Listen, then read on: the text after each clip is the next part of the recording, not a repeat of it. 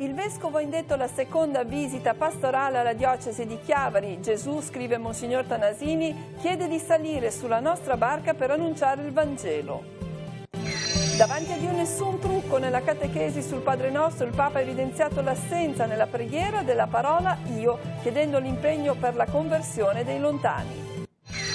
3 anni complicati, ma a Lavagna è stata ripristinata la legalità, a dirlo i commissari che a pochi mesi dalle elezioni tracciano un bilancio e dicono chi sarà eletto potrà governare con serenità. Fame, povertà, mancanza di medicine e tanta paura è la situazione in cui vive ormai da anni il popolo venezuelano. A raccontarla a Telepace una suora rosminiana missionaria da 18 anni a Maracaibo. Con il secondo semestre la Scuola di Teologia di Chiavari avvia nuovi corsi sulla dottrina sociale della Chiesa e il dialogo interreligioso, aperte le iscrizioni alle lezioni che partiranno lunedì. Fabio Quagliarella, capitano blu cerchiato, ha ricevuto per il secondo anno la rete d'argento del Sampdoria Club Gianni De Paoli, un premio condiviso con la squadra e con i tanti tifosi. Buongiorno a tutti e ben arrivati a questa nuova edizione di Tigullio Oggi, che apriamo parlando della visita pastorale che è stata indetta dal Vescovo Alberto Tanasini e che inizierà domenica 17 febbraio. Un cammino lungo più di un anno che inizia ora per concludersi nella primavera del 2020. Nella lettera di indizione della visita pastorale, Monsignor Tanasini richiama l'impegno di testimonianza e di annuncio del Vangelo nell'attuazione delle linee pastorali definite al termine del lavoro sinodale dei tavoli. L'immagine proposta è quella della pesca miracolosa. Gesù, scrive il Vescovo, ci chiede di salire sulla nostra barca per annunciare il Vangelo. Sentiamo. Il Vescovo Alberto Tanasini ha indetto la seconda visita pastorale alla diocesi di Chiavari, che inizierà domenica 17 febbraio e proseguirà fino alla primavera del 2020. Le prime tappe saranno nel mese di marzo i 4 ambiti del vicariato di Sturla e Graveglia e fra la fine del mese di marzo e l'inizio di aprile l'ambito di Santa Margherita Ligure.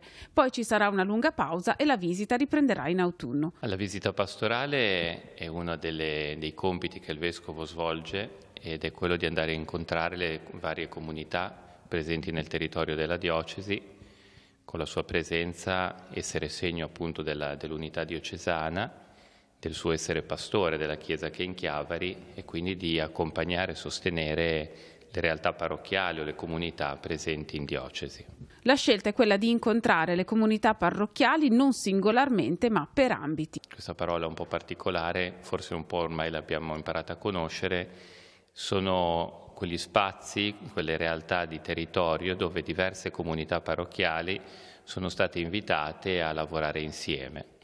Sono state definite già in passato e certamente le linee pastorali che il Vescovo ha dato l'anno scorso le hanno rilanciate. Quello che lui ha scritto nella lettera con cui ha indetto la visita pastorale è proprio quello, no? Il desiderio di farsi presente nei singoli ambiti pastorali per poter accompagnare questo lavoro che si è avviato con le linee pastorali là dove è già stato avviato e forse anche aiutare quegli ambiti in cui si sta iniziando questo cammino di comunione. Il cuore, come si prepara all'arrivo del Vescovo? Perché forse ciascuno lo può attendere, al di là dei gruppi strutturati, diciamo. Sì, io credo che lo si prepara innanzitutto col desiderio di accogliere un po' questa sfida che il Vescovo, non da solo, ma insieme alla comunità della diocesi intera, ha accolto con le linee pastorali, che è una sfida che, se ricordiamo, nasce ancora dal lavoro dei tavoli, no? E da chiederci come Chiesa di Chiavari come possiamo oggi annunciare il Vangelo nel nostro territorio. E allora, se c'è questo desiderio di chiedersi come possiamo crescere oggi nel vivere il Vangelo, credo che sia la ragione di fondo. Il Vescovo e noi insieme a lui possiamo confrontarci, aiutarci ad accogliere questa sfida. Passiamo ora all'udienza generale tenuta da Papa Francesco questa mattina in aula Paolo VI, nel corso della quale il pontefice è tornato a commentare la preghiera del Padre Nostro, evidenziando una particolarità. Nel testo non è mai citata la parola io, bensì sono ripetute le parole tu e noi, che evidenziano il dialogo che deve esserci. Gesù non vuole ipocrisia, la vera preghiera è quella che si compie nel segreto della coscienza del cuore, imperscrutabile, visibile solo a Dio, io e Dio. Essa rifugge la falsità, ha proseguito Francesco. Con Dio è impossibile fingere, davanti a Dio non c'è trucco che abbia potere. Dio ci conosce così, nudi nella coscienza, e fingere non si può. Alla sua radice, la radice del dialogo con Dio, c'è un dialogo silenzioso, come l'incrocio di sguardi tra due persone che si amano. L'uomo e Dio incrociano gli sguardi e quella è preghiera. Sentiamo un passaggio della catechesi del Papa. Ci possiamo chiedere, quando prego, mi apro al grido di tante persone vicine e lontane? Oppure penso alla preghiera come una specie di anestesia per poter stare più tranquillo? Lancio la domanda, ognuno si risponda. In questo caso sarei vittima di un terribile equivoco. Certo, la mia non sarebbe più una preghiera cristiana, perché quel noi che Gesù ci ha insegnato mi impedisce di stare in pace da solo e mi fa sentire responsabile dei miei fratelli e sorelle. Ci sono uomini che apparentemente non cercano Dio, ma Gesù ci fa pregare anche per loro, perché Dio cerca queste persone più di tutti. Gesù non è venuto per i sani, ma per i malati, per i peccatori, cioè per tutti. Veniamo ora alla cronaca locale. Proseguono a Lavagna le operazioni di demolizione della veranda del bar Ostigoni dopo la sentenza del Consiglio di Stato che ha dato ragione al Comune. Questa mattina il commissario Gianfranco Parente ha tracciato un bilancio dell'attività dopo quasi 3 anni dagli arresti nell'ambito dell'inchiesta Conti di Lavagna. Sentiamo. 3 anni complicati, ma a Lavagna è stata ripristinata la legalità. È in sostanza il bilancio tracciato questa mattina dal commissario Gianfranco Parente a nome di tutta l'equipe prefettizia. C'è soddisfazione per un lavoro che dal 2016 ad oggi ha portato risultati concreti verso la regolarizzazione di situazioni critiche e controverse. Si è dato prevalenza soprattutto alla lotta contro l'abusivismo edilizio, a una risistemazione di quelle che erano le concessioni demaniali, ad una verifica della regolarità delle stesse, e si è cercato soprattutto di intervenire in tutti quanti quei settori in cui si potevano annidare criticità per il legale esercizio di quelle che erano le funzioni comunali. La commissione prefettizia, spiega ancora Parente, ha attuato una verifica approfondita di tutta la macchina comunale. Sono state prese, prosegue, quelle accortezze necessarie che hanno permesso di smantellare, per esempio, abusi edilizi che erano in piedi da anni, con il pensiero a chi riprenderà in mano il comune con le prossime elezioni. Abbiamo adottato tutti quei rimedi che poi consentiranno anche alla nuova amministrazione che si insedierà di lavorare con maggiore serenità e che soprattutto gli consentiranno di operare nella legalità. Tuttavia, dice il commissario, sarà necessario continuare ad esercitare una funzione di controllo. L'attenzione non dovrà mai venire meno. È fondamentale che ogni cittadino si senta in prima persona responsabilizzato a controllare chi lo governa e a segnalare qualsiasi attività che non rientri, nei crismi della legalità. Questo è fondamentale. Infine i lavori, i più urgenti sono quelli per ripristinare la costa colpita dalla mareggiata di fine ottobre. Dalla Regione è arrivato un contributo importante, i commissari intendono aprire i cantieri nel più breve tempo possibile. Proprio per evitare che ulteriori mareggiate possano ulteriormente portare disastri sulle spiagge, soprattutto anche in vista della prossima stagione estiva.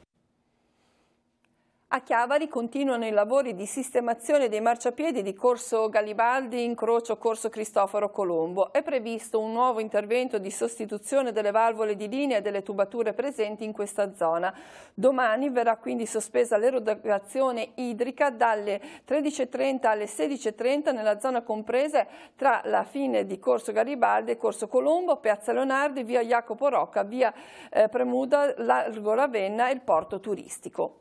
Apriamo ora una finestra sulla situazione del Venezuela. Questa sera nella rubrica Missione Mondo intervisteremo Suor Maria Giuditta Barison delle Rosminiane della Provvidenza in questi giorni a Chiavari. Il quadro che emerge dalle sue parole è davvero drammatico. La speranza, peraltro espressa in queste ore dal Vaticano, è di evitare un bagno di sangue. Sentiamo. Suor Maria Giuditta Barison è missionaria in Venezuela da 18 anni. La Rosminiana ha vissuto in prima persona il declino del paese, dagli anni della presidenza di Chavez fino al passaggio di consegna a Maduro e alla crisi di queste settimane. In questi giorni a Chiavari, nella casa della famiglia religiosa, per assistere una consorella malata, Suor Maria Giuditta testimonia la sofferenza dei venezuelani. Non si trovano le cose necessarie, non ci sono i soldi sufficienti per poter pagare e comprare, specialmente quello che riguarda anche le medicine. I bambini muoiono di polmonite, muoiono perché non hanno alimento, già nascono sottolimentati perché la madre non può alimentarsi come deve. Negli ospedali ci sono infezioni, per cui è anche pericoloso entrare negli ospedali. E anche sotto l'aspetto psichico, perché questa tensione di pensare che cosa darà la famiglia, che cosa posso incontrare, lo trovo, non lo trovo, la insicurezza anche della società, perché la malavita si è sviluppata in una maniera impressionante. È difficile capire come uscirne, dice ancora la religiosa. Con Guaidó si è accesa una piccola speranza, ma chi sta al governo difficilmente lascerà il potere, spiega, potendo contare su vari appoggi anche esterni. Ci sono le forze armate rivoluzionarie della FARC e ELN della Colombia, i russi, la Hezbollah, i cinesi, i cubani che sono in tutti i settori del governo, per cui solamente Dio sa qual è davvero la soluzione. Il governo italiano non riconosce né Guaidó né Maduro e spinge per elezioni libere e trasparenti. La Chiesa sta lavorando per arrivare ad una mediazione, in campo anche i vescovi del Venezuela. Sempre hanno appoggiato il popolo, sempre lo hanno animato e sempre hanno detto al governo quello che dovrebbe fare. Però non è stato ascoltato. Ultimamente, per esempio, tanto per dire come la Chiesa partecipa anche alle manifestazioni, ha dato il permesso ai vescovi che anche i sacerdoti religiosi possono partecipare, se non politicamente, però sì come presenza alle manifestazioni. L'approfondimento questa sera nella rubrica Missione Mondo alle 21:10 su Telepace 1 al canale 15. Con l'inizio del secondo semestre la Scuola di Teologia della Diocesi di Chiavari propone alcuni nuovi corsi. Il lunedì si terranno le lezioni di Sacra Scrittura, gli Atti degli Apostoli e la letteratura paolina. Il mercoledì si approfondirà la dottrina sociale della Chiesa con particolare attenzione al dialogo interreligioso e il venerdì il corso sui sacramenti. L'intervista di presentazione.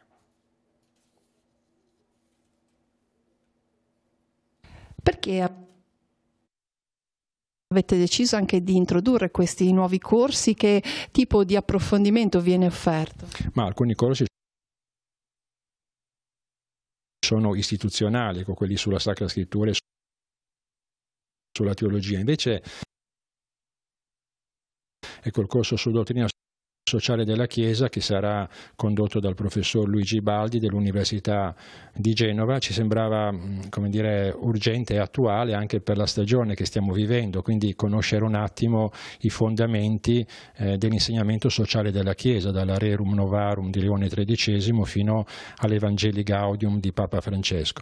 Invece il corso sul dialogo interreligioso, anche quello lo sentivamo particolarmente attuale anche per il lavoro che la nostra diocesi sta facendo di dialogo con l'ebraismo, con l'Islam, e quindi anche questo corso, che sarà guidato dalla professoressa Franca Landi, che è docente all'Istituto di Scienze Religiose di La Spezia, iniziando dal Concilio Vaticano II, vorrà un po' percorrere il percorso che la Chiesa ha fatto riscoprendo le altre religioni e l'importanza del dialogo con esse.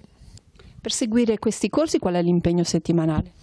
L'impegno settimanale, ogni corso abbraccia 2 ore, che sono praticamente 2 ore di 45 minuti, quindi 1 ora e mezza. Chi si può iscrivere, chi può iniziare questo percorso? Ma avendo già iniziato l'anno accademico, di fatto a questo punto si possono iscrivere solo degli uditori, cioè persone che sarebbero interessate a frequentare uno o più corsi senza neanche l'obbligo dell'esame. Da quando partono questi nuovi corsi? I corsi partono lunedì prossimo, quindi lunedì 18 febbraio. Invece il corso sull'ecumenismo, per permettere anche una maggiore divulgazione del programma, eccetera, partirà il mercoledì 27 febbraio. Per iscriversi come si può fare? Per iscriversi bisogna recarsi alla segreteria della Scuola di Teologia, che è aperta il lunedì, il mercoledì e il venerdì dalle 5 alle 7 di sera qui in piazza Nostra Signora dell'Orto, numero 8, l'ingresso del seminario vescovile. Domani 14 febbraio, ricorrenza di San Valentino, torna l'appuntamento con cui l'amministrazione comunale di Cogorno festeggia le coppie con 50, 55, 60 e oltre 60 anni di nozze. Sono 48 le coppie invitate dal sindaco, tutte nel corso del 2018 hanno raggiunto un importante traguardo di vita insieme. L'iniziativa vuole essere un omaggio del comune a tutte quelle coppie che hanno contribuito a far crescere e sviluppare la comunità con il loro lavoro, con il tangibile attaccamento alla famiglia e con uno spirito di partecipazione sociale e solidale. L'appuntamento è alle 10:30 nella sala consigliare del Comune. Ora sfogliamo le pagine dei quotidiani, poi ci ritroviamo con tutte le altre notizie e lo sport. Avvenire titola alte contestazioni. Movimento 5 Stelle stop alla Torino-Lione, la Lega si oppone, Confindustria a rischio 50.000 posti di lavoro e Conte attaccato a Strasburgo, gli dicono burattino, la replica voi rispondete alle lobby. L'analisi richiesta dal MIT boccia il progetto della TAV, saldo negativo da 7 miliardi e intanto prosegue la protesta dei pastori sardi, ma c'è l'appello dei vescovi e soprattutto del vescovo di Cagliari, donate il latte, non versatelo. Firenze, la vita per una vita, la scelta di Caterina, niente chemio per salvare il bimbo in grembo. Reddito di cittadinanza con paletti e correzione, gli emendamenti di Lega Movimento 5 Stelle allargano i cordoni per famiglie disabili e poi c'è la ricerca dell'ISPI, più irregolari dopo la stretta al diritto d'asilo, vediamo nelle pagine interne, boom di migranti irregolari in 40.000 senza protezione, questa ricerca dell'ISPI mette in evidenza il forte aumento degli stranieri senza permesso di soggiorno negli ultimi 7 mesi, il monito del Presidente del Consiglio di Stato Patroni Griffi, diritti a rischio. Qui Veneto, una task force per ricorsi, mobilitati ben 100 magistrati. Ma veniamo al secolo XIX, bocciatura per la TAV, la Lega avverte, Movimento 5 Stelle, accordo oppure si va a un referendum, guerra di cifre, uno dei commissari non firma e Rixi folle fermare l'opera. Il mondo produttivo ligure, rischiamo l'isolamento, sbloccare la Gronda e intanto il governo sul ponte e autostrade reticente, contrattacco del governo al TAR dopo il ricorso di autostrade esclusa dalla ricostruzione, la concessionaria definita reticente. Il futuro di Carige all'estero, 2 manifestazioni di interesse, banca verso un'aggregazione e poi l'olio italiano finirà in primavera ma non per la Liguria. Il sindaco Bucci, la lezione del Doge per la mia Genova che vuole coesione. Il sindaco Bucci parla della prima del Simone Bottiglianegra di Verdi come di un evento per l'intera Genova. Un evento invece per Sesti Levante è il premio Festival Andersen. Giovanni Allevi e Lidia Ravera sono i nuovi amici dell'Andersen. Andiamo a vedere infatti nella pagina del Levante. Il compositore parteciperà all'organizzazione e al corteo. La scrittrice invece presiederà la giuria dell'edizione numero 52 che a Sestri andrà in scena dal 6 al 9 di giugno. Fumetti e graphic novel, Machiavello e Valente, una sezione dedicata al sostegno ad Haiti. E tra le location in città in questa edizione 2019 spunta anche il Parco Mandela. A Rapallo invece niente appartamenti al posto dell'ex chiesa anglicana che vediamo nella foto, quella all'ingresso di Rapallo per chi proviene dall'Aurelia da Genova. La Regione ha accolto l'osservazione presentata dall'ex proprietario Quaglia, nel PUC l'area rimane vincolata e il Comune chiede l'intervento del Ministero. Può un monumento nazionale essere messo all'asta? Tutto parte da questa considerazione.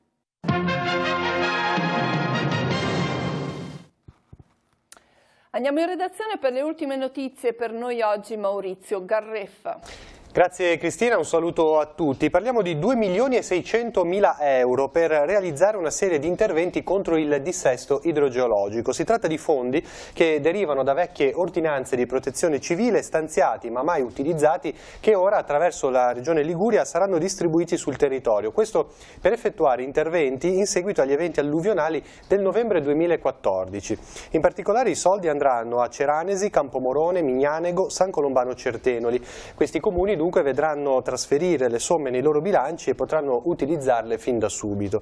In particolare a San Colombano Certenoli è previsto l'adeguamento della sezione di deflusso del torrente Lavagna a partire dal tratto canalizzato dalla piazza di San Colombano sino alla foce. È tutto, a te Cristina. Grazie, passiamo ora alla pagina sportiva. Con una serata di gala ospitata all'Hotel Due Mari di Sestri Levante, il Sampdoria Club Gianni De Paoli ha segnato la 35esima rete d'argento. Il riconoscimento che premia un calciatore blucerchiato che si sia contraddistinto particolarmente in campo e fuori è andato per il secondo anno consecutivo all'attaccante capitano Fabio Quagliarella. Fabio Quagliarella!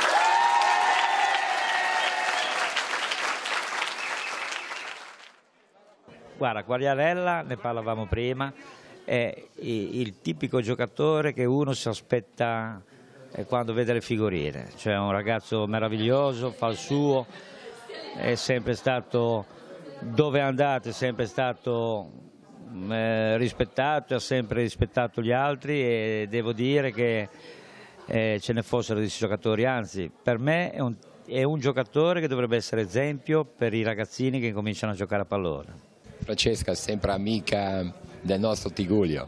Per forza, quindi io stasera sono troppo felice di essere qui ospite del Sampdoria Club Lavagna a Sestri, posti splendidi che abbiamo per premiare una persona splendida come Fabio Quagliarella, che io definisco veramente un campione con la C stramaiuscola, perché campione non solo in campo con la sua tecnica fantastica, ma fuori dal campo. Secondo anno di fila qui per la rete d'argento, per cui credo strameritata. In primis li ringrazio per il secondo anno consecutivo, è sempre una bella soddisfazione. Poi li ringrazio perché mi fanno sentire a casa, cioè mi fanno stare bene, io con loro mi sento a mio agio, e quindi questa è una cosa che poi ovviamente ti fa lavorare molto con più serenità. Io faccio gol perché i miei compagni mi mettono nelle condizioni di far gol, quindi non c'è nessun Quagliarella dipendente. Quindi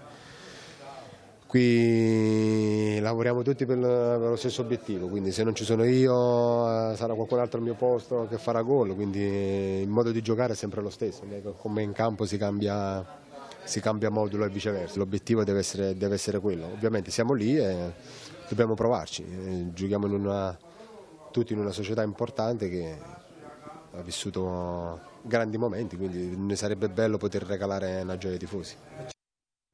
E sempre per il calcio andiamo sul nostro sito. Oggi pomeriggio alle 18:30 al Comunale di Chiavari la Virtus Entella torna in campo con la Pro Vercelli. I biancocelesti saranno impegnati in uno scontro al vertice, perché la Pro Vercelli è prima in classifica con 7 punti di vantaggio sui chiavaresi, che però hanno giocato 4 partite in meno.